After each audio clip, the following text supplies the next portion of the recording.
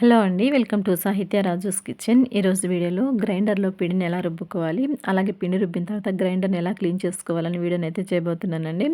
గ్రైండర్‌ని use చేయడం చేతకాని వాళ్ళ కోసం, ఫస్ట్ టైం ఎలా యూజ్ చేయాలన్న వారి కోసం ఈ వీడియోనైతే చేస్తున్నానండి. మీకు తెలిసుంటే వీడియోని స్కిప్ చేయండి. అలాగే మీకు రాని వాళ్ళైతే ఈ వీడియోని చివరి వరకు చూసి మీకు యూజ్ అయింది అనుకుంటే లైక్ చేసి మన ఛానల్‌ని సబ్స్క్రైబ్ చేసుకోండి. మరి వీడియోలోనికి వెళ్ళి ప్రాసెస్‌ని చూసేద్దాం రండి. ముందుగా గ్రైండర్ ఫిట్టింగ్‌ని చూపిస్తున్నాను చూడండి. ఇలాగ స్టిక్ లాంటి భాగం ఉంటుందండి. దానికి డ్రమ్ ఇస్తారు కదా! ఈ డ్రమ్‌కి మధ్యలో హోల్ ఉంటుంది. ఆ హోల్‌ని ఆ స్టిక్ మీదకి ఇలా గుచ్చేసి ఒక 2, 3 రౌండ్‌లు ఇలా తిప్పామంటే డ్రమ్ అనేది ఫిట్ అయిపోతుందండి. ఇలాగ ఫిట్ చేసుకున్న తర్వాత చూడండి, ఇక్కడ 2 రాళ్ళ వెట్ గ్రైండర్ నా దగ్గర ఉన్నదైతే ఆ 2 రాళ్ళ వెట్ గ్రైండర్‌ని మెల్లగా పోల్ మధ్యలో ఉన్నటువంటి ఆ పోల్ మీదకి పెట్టి 2 సార్లు ఇలా తిప్పామంటే అది కూడా ఫిట్ అవుతుందండి. ఇది వచ్చేసి స్క్రూ అనమాట. ఈ స్క్రూని మధ్యలో కనిపిస్తుంది కదా! హోల్‌లోనికి ఫిట్ చేయాలి. ఈ ఫిట్టింగ్ అనేది మనకి పిండి ఎంత రుబ్బుకోవాలి, కచ్చాపచ్చాగా రుబ్బుకోవాలంటే లూజ్‌గా ఫిట్ చేసుకోవచ్చండి. లేదా మెత్తగా రుబ్బుకోవాలంటే దీన్ని టైట్‌గా ఫిట్ చేసుకోవాలనమాట. ఇప్పుడు నేను చూపిస్తున్న బ్లాక్ బటన్ వచ్చి పవర్ ఆఫ్, ఆన్ బటన్ అండి. ఈ బటన్ నొక్కామంటే గ్రైండర్ తిరుగుతుంది. మళ్ళీ నొక్కామంటే ఆఫ్ అయిపోతుందనమాట. ఇప్పుడు చూడండి, పవర్ ఆన్ చేశాను. ఆన్ చేసి మీకు నొక్కి చూపిస్తున్నాను చూడండి. గ్రైండర్ అయితే తిరగడం స్టార్ట్ అయింది.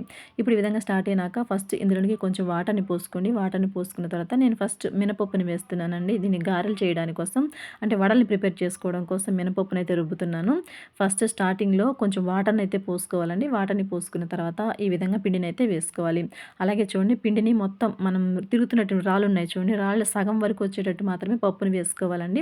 చూసారా చక్కగా తిరుగుతున్నాయి. ఈ రాళ్ళని కూడా గమనించండి. ఒక రాయి ముందుకు తిరుగుతూ ఉంటే ఇంకొక రాయి వెనక్కి తిరుగుతూ ఉంటుంది. ఇలాగ చూడండి, పిండి తిరుగుతూ ఉన్నప్పుడు మధ్య మధ్యలో కొంచెం పిండి కన్సిస్టెన్సీని బట్టి వాటర్‌ని యాడ్ చేసుకోవచ్చండి. అలాగే చేయి చూడండి, నేను ఎక్కడ పెట్టానో, రాళ్ళకి వెనక సైడ్ భాగం పెట్టాము. అక్కడ ఖాళీ ఉంటుంది. అక్కడ మనం చేయి పెట్టొచ్చండి. చక్కగా ఏం కాదు. అలా చేయి పెట్టుకొని రాళ్ళు చూసారా, ఒకటి వెనక్కి తిరుగుతూ ఉంటే ఒకటి ముందుకు తిరుగుతూ ఉంటుందన్నమాట. ఇప్పుడు పిండిని మనం కొంచెం కొంచెంగా చేతితో పట్టుకొని చూసుకుంటూ వాటర్ కానీ కావాలనుకుంటే కొంచెం కొంచెం వేసుకోవచ్చండి. ఈ విధంగా పిండంతా కూడా మెత్తగా రుబ్బిన తర్వాత చక్కగా పిండిని మనము ఒక గిన్నెలోనికి తీసేసుకోవచ్చు. అలాగే పిండి కూడా చూడండి, మనము రన్నింగ్‌లో ఉన్నప్పుడే పిండిని తీసుకోవాలండి. చక్కగా ఒదిగింది కదా పిండి కూడా. ఇలాగా గ్రైండర్ అనేది రన్నింగ్‌లో ఉన్నప్పుడే మనము పిండిని, మెదిగినటువంటి పిండిని గ్రైండర్‌లోంచి తీసి గిన్నెలోనికి వేసుకోవాలి. ఈ విధంగా గారె పిండి, అలాగే వడపిండి పట్టాలనుకున్నప్పుడు మనము చూపించాను చూడండి ఆ స్క్రూ అనేది, అది మనము ఫిట్టింగ్ టైట్‌గా చేసామనుకోండి మెత్తగా మెదుగుతుంది. లేదు మాకు కచ్చాపచ్చాగా కావాలి గారెలకి అన్నప్పుడు మనం ఆ స్క్రూని లూజ్‌గా టైట్ చేసుకున్నామంటే మనకి కచ్చాపచ్చాగా అనేది మెదుగుతుందండి. ఈ విధంగా పిండంతా కూడా తీసేసుకున్న తర్వాత చూడండి, ఇప్పుడు ఇదే గ్రైండర్‌లోనికి నేను దోస పిండిని కూడా ఎలా మీకు గ్రైండ్ చేసుకోవాలో చూపిస్తానండి. ఇప్పుడు ఇలాగ గ్రైండర్ రన్నింగ్‌లో ఉండంగానే కొంచెం వాటర్‌ని అయితే వేస్తున్నానండి. వాటర్‌ని వేసిన తర్వాత ఇప్పుడు ఇందులోనికి దోస కోసం నానబెట్టుకున్నటువంటి బియ్యం పప్పుల్ని కూడా వేస్తున్నాను. ఇలాగ బియ్యం పప్పుల్ని కూడా వేసిన తర్వాత మధ్యలో కొంచెం కొంచెంగా వాటర్‌ని పోసుకోవాలండి బ్యాటర్ కన్సిస్టెన్సీని బట్టి. అలాగే చూడండి, ఇక్కడ ఒక రాయి వచ్చేసి ముందుకు వెనక్కి తిరుగుతూ ఉంటుంది కదా! అలాగే ఈ రాళ్ళకి మధ్యలోనికి మధ్య వరకు వచ్చేట్టు మాత్రమే బియ్యం కానీ, పప్పులు కానీ వేసుకోవాలండి. ఎందుకంటే అది మెదిగినప్పుడు మళ్ళీ రాయి పైకొస్తుంది కదా! మెదగటం అనేది కష్టమైపోతుంది. అందుకోసమని మీకు గ్రైండర్‌ని ఆపేసి కూడా చూపిస్తున్నాను చూడండి. పప్పు, బియ్యం ఏవైనా సరే ఆ రాళ్ళకి సగానికి మాత్రమే ఉండాలి. అవి మెదిగినప్పుడు రాయి పై వరకు వచ్చేస్తాయి కదా! ముందే పై వరకు ఏసామనుకోండి గ్రైండర్ తిరగడం అనేది కష్టమైపోతుంది. అలాగే చూడండి, గ్రైండర్‌కి ఇక్కడ ఒక మూత కూడా ఇస్తారు మనకి. ఈ మూతను పెట్టేసి మనం చక్కగా ఇంక వేరే ఏమైనా పనులుంటే కూడా చూసుకోవచ్చండి. పిండి దానంతట అదే మెదుగుతుంది. మధ్య మధ్యలో మనం వచ్చి చెక్ చేసుకోవచ్చనమాట. ఇలా మూతను పెట్టేసి దోస పిండి మనకి గ్రైండ్ అవ్వడానికి టైం పడుతుంది కదా! అలాగ వదిలేసి మనం మిగతా పనులు చూసుకోవచ్చండి. ఈ విధంగా మధ్యలో చూసుకుంటూ పిండి మెదిగింది అనుకున్నప్పుడు చక్కగా పిండి ఇలాగా గ్రైండర్ అనేది రన్నింగ్‌లో ఉన్నప్పుడే ఇలాగ చూడండి, రాళ్ళ వెనక భాగం గ్యాప్ ఉంటుంది చూడండి, అక్కడ మాత్రమే మనం చేయి పెట్టాలండి. అటు సైడ్ స్టాండ్ లాగా ఉంటుంది కదా! ఇప్పుడు ఈ విధంగా మెదిగినటువంటి పిండిని వీడియోలో చూపిస్తున్న విధంగా రన్నింగ్‌లో ఉండంగానే కొంచెం కొంచెం తీసుకుంటూ జాగ్రత్తగా పిండినంతటిని కూడా బౌల్‌లోనికి తీసుకోవాలి. ఇలా రన్నింగ్‌లో ఉండంగానే గ్రైండర్‌లో పిండంతటిని నీట్‌గా తీసేసుకోవచ్చండి. చక్కగా వచ్చేస్తుంది. చూసారు కదా ఎంత నీట్‌గా వచ్చేసిందో. ఈ విధంగా పిండంతటిని తోడేసుకున్న తర్వాత గ్రైండర్‌ని ఏమి ఆఫ్ చేయాల్సిన అవసరం లేదండి. ఇలా రన్నింగ్‌లో ఉండంగానే ఒక గ్లాస్ వాటర్‌ని చూడండి ఇలా తిరుగుతున్నటువంటి రాళ్ళ మీద కానీ పోసి చక్కగా ఇలా చేతిని పైనే అలా పెట్టాలండి. అడుక్కుపోనివ్వద్దు. కొన్ని వాటర్‌ని పోసి ఇలా క్లీన్ చేసామంటే నీట్‌గా చూడండి చక్కగా క్లీన్ అయిపోతాయండి. గ్రైండర్‌ని ఆపేసి మనం క్లీన్ చేసుకోవద్దు. చూసారు కదా! ఈ విధంగా ఆఫ్ చేసుకున్న తర్వాత ఇప్పుడు పవర్‌ని కూడా ఆపేయండి. ఈ విధంగా ఆపేసుకున్న తర్వాత ఎలాగ క్లీన్ చేసుకోవాలో చూపిస్తాను చూడండి. ముందు పైనటువంటి స్క్రూని ఇలాగా నీట్‌గా తీసేయండి. ఈ స్క్రూని తీసేసుకున్న తర్వాత ఈ రాళ్ళ భాగం ఉంటుంది కదా! ఈ రాళ్ళని కూడా తీసేయండి. తీసేసుకున్న తర్వాత ఈ డ్రమ్‌ను కూడా పైకి తీసామంటే ఈజీగా ఇలా వచ్చేస్తుందండి.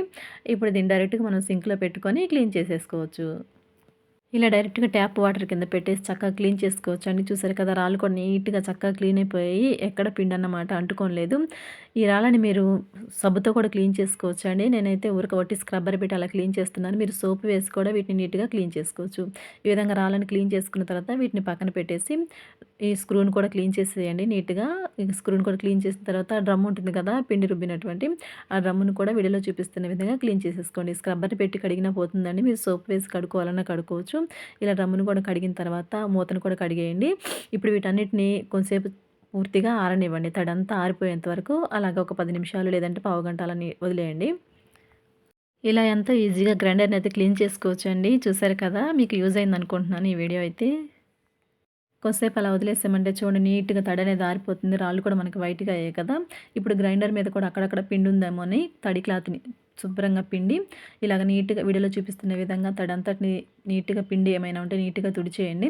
ఈ విధంగా తుడిచేసుకున్న తర్వాత ఫస్ట్ వీడియోలో చూపిస్తున్న విధంగా పిండి రుబ్బేటువంటి డ్రమ్ముని ఇలా ఫిట్ చేసి 2 రౌండ్‌లు ఇలా తిప్పేయమంటే ఫిట్ అయిపోతుందండి.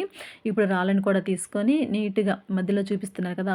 ఆ పోల్‌లోనికి చక్కగా ఇలాగ గుచ్చేయండి. గుచ్చేసి 2 రౌండ్‌లు నీట్‌గా తిప్పండి. అట్లా వదిలేయద్దండి పడిపోయిద్ది. చిన్నగా అలా స్లో చేసి 2, 3 రౌండ్‌లు తిప్పామంటే ఫిట్ అయిపోతాయండి.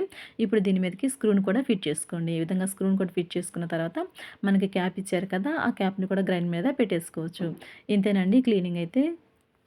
ఓకే అండి. చూసారు కదా! గ్రైండర్‌ని ఏ విధంగా ఫిట్ చేసుకోవాలో, అలాగే గ్రైండర్‌లో పిండిని ఏ విధంగా రుబ్బుకోవాలని, అలాగే పిండి రుబ్బిన తర్వాత గ్రైండర్‌ని ఎలా క్లీన్ చేసుకోవాలని వీడియోనైతే చూసారు కదా! ఈ వీడియో మీకు యూజ్ అయిందనుకుంటే వీడియోకి ఒక లైక్ చేసి, మరిన్ని వీడియోస్ కోసం మన సాహిత్య రాజస్ కిచెన్ ఛానెల్‌ని సబ్స్క్రైబ్ చేసుకొని, పక్కనున్న బెల్ సింబల్‌ని క్లిక్ చేయండి. Thanks for watching our video.